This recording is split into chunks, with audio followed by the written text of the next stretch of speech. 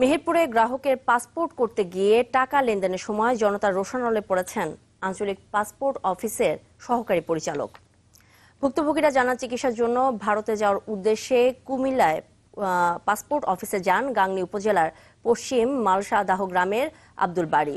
অভিযোগ, 3 দিন ঘুরে অবশেষে টাকার বিনিময়ে পাসপোর্ট করার সুযোগ পান তিনি। বিষয়টি জানাজানি হলে জনরোষে পড়েন মেহেরপুর আঞ্চলিক পাসপোর্ট অফিসের অফিস সহকারী সহ কয়েকজন।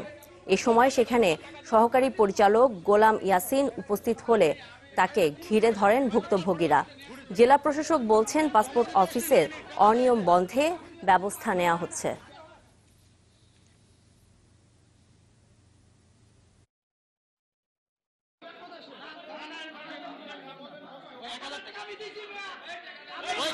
কিছু পয়সা করি কাছে আপনার আছে, আমার কাছে এখন কত আনেনি। একটা জন দাঁড়িয়েছিল, তো ওনাকে জিজ্ঞেস করলাম যে ভাই ইনাদের কর্মী, তো কোনো ব্যবস্থা করা যাবে? তো উনি বললো যে দেখে 1200 টাকা দিলে আমি কাজটা করে দিতে পারি।